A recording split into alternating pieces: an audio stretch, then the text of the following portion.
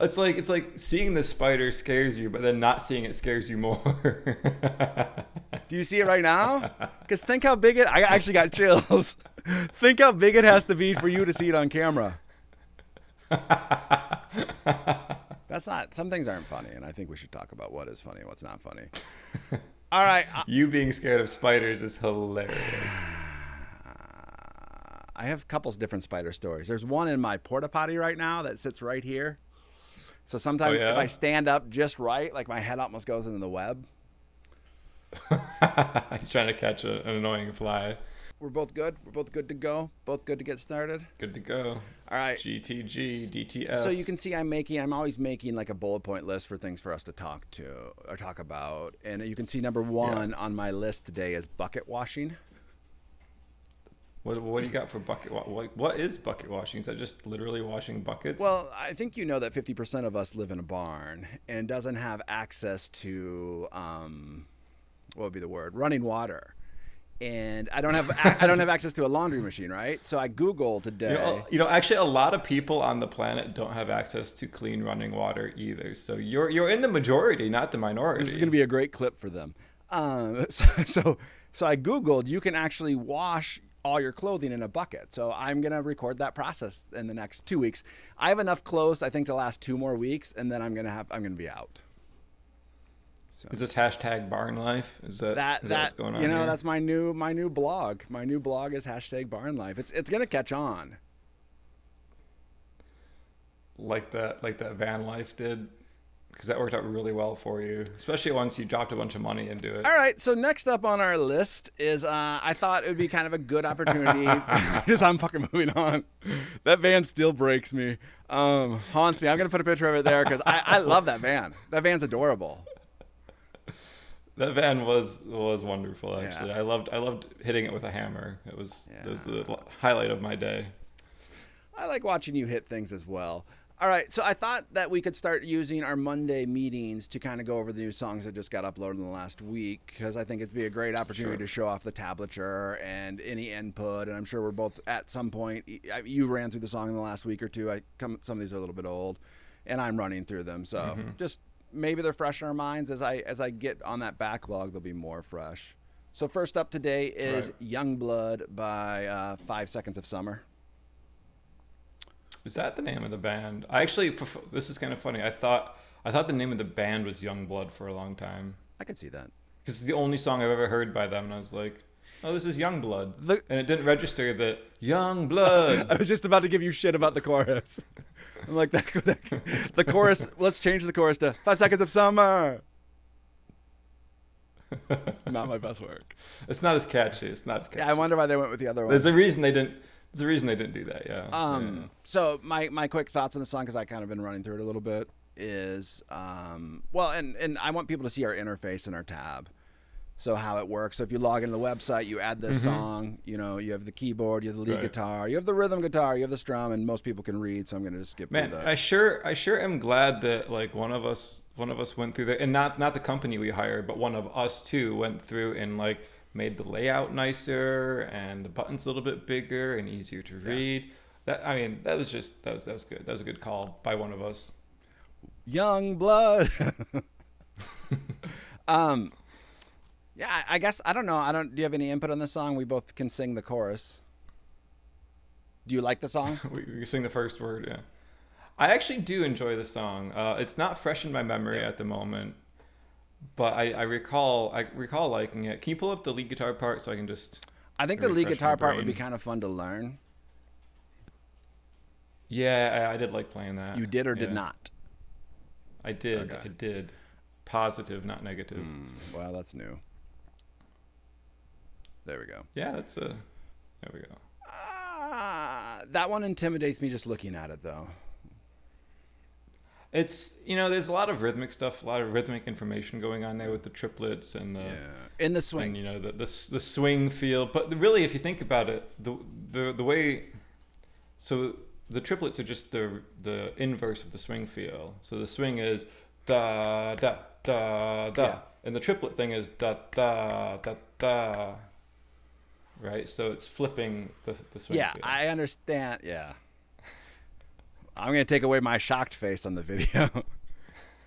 Okay. The word inverse throws me inversely.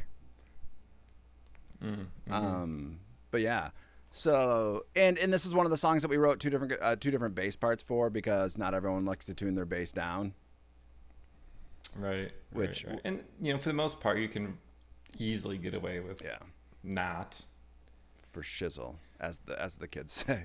That's that's super hip now. It's hip. All right. So up next is Hotel California, which is just like a hip replacement. A hotel replacement. I think I saw somebody do this in not a cover band, but at an open mic night, and I think this is one of those songs that's deceptively high, singing wise. Oh, very much so. Yeah, it's a hard song to sing. And the guy at the open mic night did not do very well. I would suggest that most people who ever sing a cover of this song do an atrocious job. And then you think about the fact that, it was the drummer who was the main singer on this one. And he's playing the drums, obviously, while singing it and doing a great performance. And it's like, wow. It's one of those songs that I think you should just drop it a couple keys for yourself. It's going to be easier to do. Oh, totally. Seriously, though, any cover singer worth their salt is going to, transpose the song into a them-friendly key. You would hope so. And their band should be able to accommodate them. You would hope so. Yeah. I think a lot of these parts are kind of fun. The lead guitar parts are they're beast of parts in my mind. Like that's above my skill set. There's a lot going on. I mean, so funny story, right? The lead guitar part is really, really hard to. Well, I'm thinking, okay, the iconic like strum arpeggiated part, right? That everyone recognizes the song instantly by, which would be, is that lead guitar 2 or is that rhythm guitar? Rhythm guitar in this one. Rhythm guitar, right? So funny thing is, I tried when I was first learning this years and years ago. I tried playing it without the capo. Oh my! So I was barring all of this, and I actually got to the point where I could, but holy hell, did it? Yeah. It just brutalized my hand. Like that muscle here. Every time was just totally fried. Maybe it did a huge amount of muscle damage, and that's why you don't like bar chords anymore. I hate bar chords. I know you do. So the fact that you force yourself to do this, that's just terrible. All bar. All bar the whole time. Was it a tab that you pulled up and you saw it and thought, or you just didn't have a capo? No, I was learning it by ear, and I didn't start using capos until working at your I remember you studio. mentioning that before. What was that, like 3-4 years ago? Yeah, so I went most of my guitar playing career without ever. I had a capo, but I was like, what is a capo for? I don't get this. I do now. It's for this song. This is if you don't play this song, throw your capo away. Yeah. Speaking of the drums, in my mind, it's one of the easier drum parts to play. Slower tempo, and he probably had to concentrate on singing, like we were both saying. So, it's a good beginner drum part to play because those 16th notes aren't terribly fast at 74 BPM. See, you can play it with your mouth. That's half the battle. Yeah. I got that hi-hat part down. All right, and then Dreams by Fleetwood Mac. All right. All right. No, it's just Fleetwood Mac is one of those bands that I've never got to know very well. Yeah, same. Not for any particular reason. Not like I just like them. I do. If I listen to a whole album, I get pretty bored pretty quickly. But I can enjoy their songs individually. And Dreams is one of those that I actually do enjoy. Now, I was surprised. I'm not a huge Fleetwood Mac fan. Fleetwood Mac? I'm not a huge Fleetwood Mac. But you're just a big Mac. But I've been listening to this song with the intention of doing a complete cover, which I've kind of been talking about doing. And there's some fun stuff in here, and there's some very intimidating stuff on that aspect. Not because the idea of doing these cover versions is I would have 7 days, right? And so my day for this cover would either start tomorrow or today. I haven't decided yet. And then at the end of the 7 days, no matter what, I have to release the cover. So if it's shit, it's shit. All right. I The see. funny thing is, I started last week Wednesday, and then I just ran into not a terrible work week, just other stuff came up, and I was like, my 7 days aren't going to happen. But listening to Stevie Nicks' voice, the idea of the cover would be to get as close to her voice as possible. Which should be easy for you. That and the lead guitar part, which in this song there's no, we're combining the rhythm and the lead into one part. So if you pay for rhythm or you pay for lead, you can have access to either. But there's just there's some intimidation in what he's playing and how he's playing it. Do you see on measure 6 where he's got that little bit of he's playing a chord, he's putting a bend in there, he's releasing and then doing a pull off. See, like that's okay. And I think this is the only time in the chart that it shows up that way. What I'm not sure about is there's that root note in there too, that low G on the low E string. I'm like, so you're doing that bend with that held note and that pull off while holding the root note. I mean, good luck. That seems incredibly challenging. Well, I don't know if that's necessarily how it would actually be played. Because if you look at, say, go to measure 9, 10, 11, 12, right? Then the root note's missing. No, but you're going to get that view now. Oh, that's fine. I prefer that view. It looks like you're peering over the edge. Hi, guys. Let me try it again. Not this. This is perfect. All right. That's good to know. Oh, I changed my angle. You can't see my plant. Oh, you can. I'm playing a game called Hide the Plant. Tomorrow it goes up my ass. Can we leave that part in? No, we are not going to leave that part in. All right. Still adjusting. We're going to do a slow-mo of your phone falling and then pick up wherever we pick up. All right, so measure 12, he's not playing the root note. No, he's not. And that's how. Honestly, if I was playing this exact chart, I wouldn't play the root note in measure 6. I'd just be like, nope, that's hard. Skipping. Well, and that's kind of the point of me bringing these up. So John and I did a meeting on this one the other day, talked about it, do our song breakdown. But I think bringing some stuff up to you helps me get me some feedback, right? Of like, all right, well, if I can't get that within a matter of 5 minutes, then I'm probably not going to track it that way, or I'll do it as 2 guitar parts. Right. Which I think John even wrote. There's multiple tracks that Lindsey Buckingham did. So. Well, I mean, what musician goes into the studio with unlimited possibilities for layering and doesn't layer separate parts together, right? Could not agree more. So, but just for me, like, sometimes I see one of the tabs that we wrote, and it is possible, but is it worth me spending 30 minutes on to get down? And that's one of the choices I need to make when I'm running through this. And then from the beginning of this song, just the groove that the bass and drums are laying down. That tautness is kind of intimidating as well. Yeah, getting that tight with other players, that's when the magic happens, though, right? Yeah. And I have to do it all by myself. Like, oh wow, you guys are good. Yeah, and I have to do it by myself in 1 week. That's what Quantize is for. I might, and I did that behind the scenes video on that lead guitar thing I did this week, or the boom challenge thing I did this week, and I think I'm going to keep on doing that. If I quantize, I'm going to show people how I did it. I'm going to break it down and why I'm quantizing, and make it a learning for myself as well. Oh, right, that makes sense. Hey, I figured this thing out, I think. I do wonder if listening to more Fleetwood Mac, now that I'm kind of diving into this one, if I'd enjoy it more. It seems like a lot of work, though. Learning more Fleetwood Mac? No, just listening to more Fleetwood Mac. Listening to any band a lot. If I don't love the band, I'd rather go to my 10 albums I love. I'm being honest. No, that's fair. That's fair. I agree with that. I mean, like learning those cover songs for that, like we talked about the cover band stuff before. That was a lot of listening to songs that I wouldn't choose to listen to on my own, over and over and over, just to get the feel. Yeah.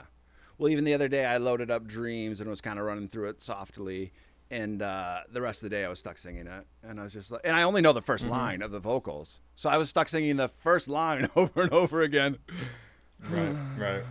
Drove myself a little crazy. Cool. All right, those are the sheets.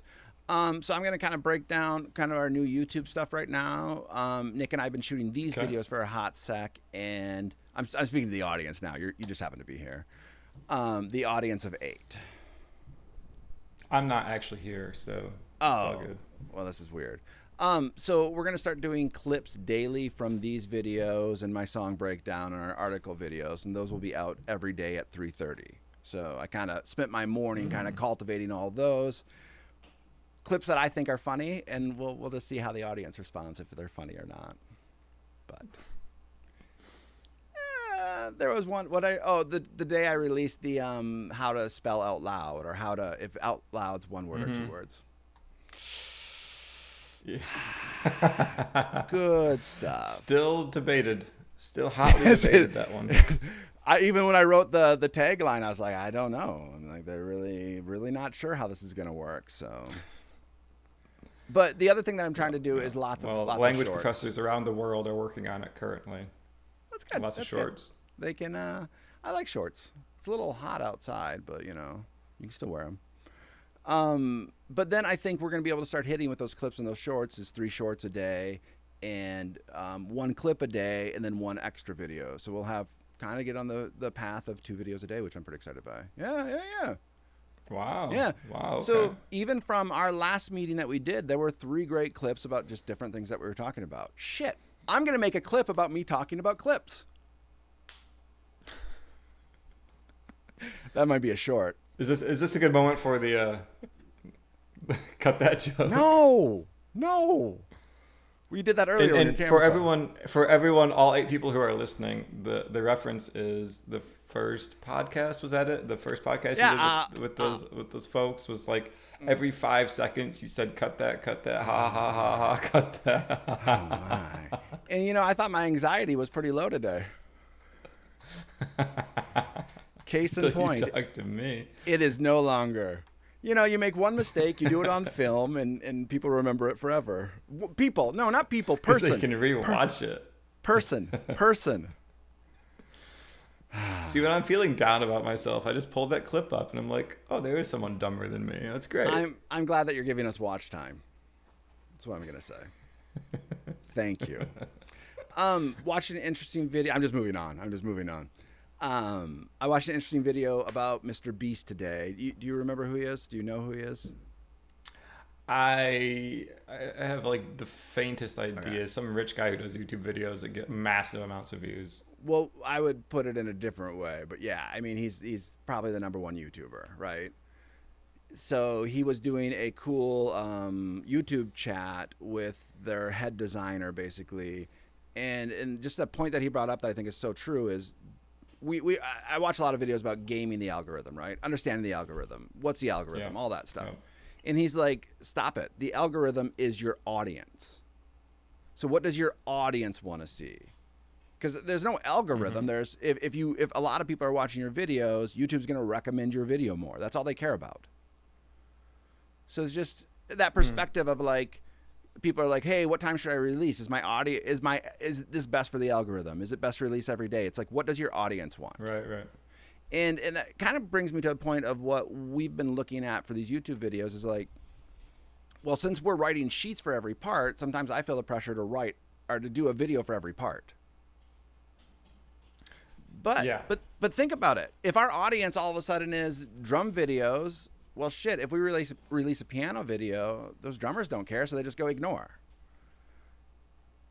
So I think because we don't have a piano heavy audience. I don't think anyone.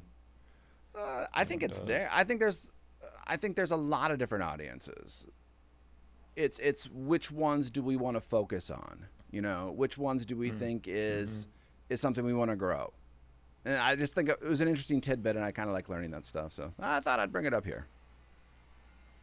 So it's not really like gaming the audience; it's gaming the algorithm. It's gaming your audience. Put it that way, or providing a service. Like if somebody comes here, like some of our best viewed videos are Sgt. Pepper's lead guitar. So YouTube knows that for some reason Beatles and lead guitar is something that our audience has liked. So should we do more Beatles lead guitar stuff? Or did we just get lucky and have a good video? Same thing with Hotel California. We have a great drum video that's done well for us. Well, does that mean we should do more Eagles, or does it mean we should do more drums?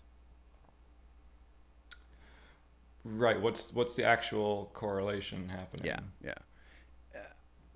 Yeah. And I think until we can turn out more videos more consistently, it's better for us probably as we grow our YouTube audience to go bass, drums, nothing else. You know what I mean? If we're doing every single instrument and not consistent with it, really it just confuses our audience, and it confuses YouTube, I guess, more than the audience. Yeah, it just right. It's like, well, what is it? What can the audience rely on? Well, it's not going to be this consistent drum video. Yep. Apparently, because this week he's doing a lead guitar, and this week he's doing a strum guitar, and now he's doing keyboard. Now, like, what? The last drum video was a month ago. Now, like, what's going on? Yeah. And so when YouTube kind of has changed the way they do this, but basically when we release a video, they do a test audience. So they send it out to 50 people. And by send it out, I mean put it on the homepage.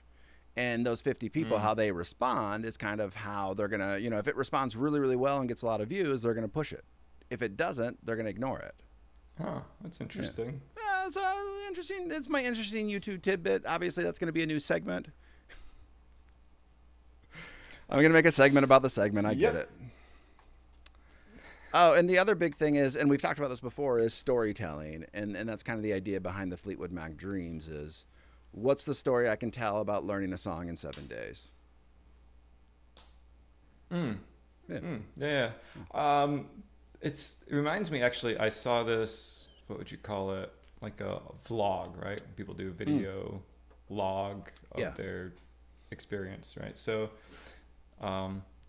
he's a guy who does covers on YouTube. He's been doing it for years and does like metal covers of pop songs and stuff. But anyway, he did like a vlog of his one of his work weeks, how he starts his Monday and Tuesday, Wednesday, Thursday, Friday, and by Friday he's got the track done, right? And it's I don't know, that was him telling his story. Yeah, basically of what his week looked like. Yeah, but it pulls you in, right? I mean, you're like, how did he get to that end goal, and those kinds of things. And I think that's well, and you're watching a whole week in like a half hour. Yeah, right? So is that about how long the video was? I think it was cut up into like, I think it was a series, like 1 through 5, one for each day, and I think it was maybe, I don't remember, 10, 20 minutes of video. The other big thing right now, and this is why we've kind of been redoing some of our stuff, is playlists and series. For some reason, series gets more, I mean, it makes sense. There's not some reason. If you watch part 1 of a video, you're probably going to watch part 2 of the next video, right? Or at least be more inclined to, especially if, you leave a cliffhanger, if that's even applicable in what we do. It's a little bit different, right? I mean, like where, hey, here's how we play this part. That's where I think I've struggled a bit. Like, how do you tell that story? And that's the hook in my mind would be, well, the story is I learned this for 7 days, and here's the end result, whether it's good or bad. This is what I was capable of doing in 7 days. So, it's kind of cool. I watched this one where it was either 1 or 3 years of progress on guitar. Like the guy did a video every day and then just did like this time lapse thing. Yeah, and I was blown away at how much progress you can make in 1 year. It made me really kind of look at myself like, what have I been doing with my time? You lazy little. So the only way that we can do that is a time machine, or start tomorrow, I guess. So that's the other option. But I've seen those videos too. But in a year, we're gonna both be living under a bridge, so we won't have the means. You think I'm gonna be alive in a year? 1 year from now, you're gonna think I'm gonna be alive? Okay, Nick.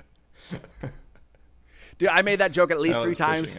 I made that joke to John 3 times the other day, and I think he was gonna call social services on me or something. Because I was like, I'm gonna be dead, so it doesn't matter. So yeah, that's kind of my all my information I just vomited on you. So thank you. So what's the takeaway for your story? Do you have an idea for how you're going to do that? Yeah, I mean, I actually filmed the beginning of it on Wednesday. The shitty thing is, when I was filming it, gave the date and the time. I'm like, it's Wednesday, and I was like all nervous. I was like, it's Wednesday at 4:54. I'm gonna now listen to this song, and I used that voice clearly. I wore a mask. It's okay. Well, I'm that's like, how Luke sounds when he talks. yeah, this is my I have to computer generate this voice. Um, No, so I filmed it and I kind of like it was kind of fun. I like listened to the song and kind of talked about the things that I was nervous about. I made a little bit of a list. And I probably still use that same video and just like X out that time or just say, hey, shit, I didn't make it. I mean, like it was unrealistic with what I had to do that week. Right. Yeah, That's the big challenge I've picked up. It's like you got other things to do, frankly. And they kind of crop up out of nowhere most of the time, and it's just like, man, consistency. Consistency is key, and some day the problem with me is some days I feel like I have to fight for the hours, and some days the hours are just plenty, and that's great when they're plenty. But if I'm gonna learn a song and I don't have that skill set, right? So if I gotta learn that in 7 days, I need every day, and I need every day for like 5 hours. I can have a bad day, that's fine, but I can't have 3 bad days. Well, I've gone ahead and done this thing starting last week, like the end of last week. So it's pretty new yet, but I'm getting into the swing of it where I start at 8 and I go to 2. 8 to 2 is like my office hours, right? Yeah. And so everything I need to get done, which is usually a little bit more than I can cram into that amount of time. Yeah. Or realistically a lot more than I can cram into that amount of time. Still, at least I have that time to, set aside. Focus. That's the work time. So I know it's there, and it's actually really helpful. It's like, okay, now you focus on this, and you get this done, and you got this much time today to do it. Now go. Yep. And we're both I'm doing lists now too. The adhering to the list I think can sometimes be the hardest part, right? Like I wrote a list on purpose. If I don't fucking follow it, it's my fault that the 3, like this morning I woke up, I don't want to brag, but 7 a.m. Thank you everyone that's on. I woke up at 7 and I lifted yesterday. Thank you. I lifted yesterday. So I was like, I kind of like waking up Monday and just getting that shit done, getting the BS off my list so I can have creative time or fun time after that. More fun time than loading sheets and following up on stuff I didn't do. As fun as that sounds. Well, speaking of exercise, I did my kung fu class on Saturday morning. Yeah. No, Friday night. Okay. I confuse those two relatively often, but it was like a lot of this like punching, left, right. And boy, does that get your back muscles. Oh, I'm sure. I've been feeling them since. Yeah. Here or like lower? It has to be here. Top, like the like the shoulder blades, kind of like and right below them. Yeah, like right around upper back area, and it's all this like twisting from the hip to get your power into your punches and kicks and whatnot. So it really engages like all of your muscles up your whole back. Yeah, I'm not good at punching. I need to learn how to punch. Not saying I have some fights. Obviously, the barn's a very safe place if you've asked Barn Life. But I feel like, every man should learn how to fight, throw a good punch, right? I should at least get a good punch once in a while. I probably need one to probably get me in shape. No, but I remember like being in high school, having fights, and I'd be like this. Because I'm so scared I'm scared of being hit. Right. And honestly, if this was your moneymaker. Did you, in your case, anyway. But did you ever get because this happened to me when I was a soft, pudgy little kid, and I'd be like, I was afraid to throw a punch because I was like, what if I miss? Oh, I thought you were so strong because you had all that extra weight behind you. What if I kill a kid? I wasn't worried about killing anyone. I was like, can I even hit them? Yeah. Well, I mean, what's the worst that's going to happen if you miss? I mean, you're just going to sail past them, right? Clearly, neither of us know how to fight. We're both like hypothetically like, I think you just fly past them and like Superman. I've seen that before. You just take off. Pretty sure that's how that works. Yeah, well, I try to avoid unintentional fights these days. Intentional ones, though. Well, like when you're going to a kung fu class, like it's pretty intentional that you're going to be But hitting you're usually towards punching somebody. a bag or a small child, though, right? Well, yeah, an adult holding a small child. Oh yeah, that makes sense. Inside a bag. I was invited once to a class. I've never A gone back burlap since. sack, actually. It's a burlap I sack. have some burlap around here, so that works out well. You do. I can see a lot of it because Well, I did a lot of what I can see there. yeah, chances are over 60% of the burlap in my room was burlapped by Nick. Yep. Another great clip. We're just on fire today. Burlapped by Nick. That's a company name right there. That's a great company name. It'd be funny if you sold like leather products only. People are like, can I get Leather some black products and wood burlap? shelves. I like it. Do it. Make it happen. Any other agenda meeting stuff you have?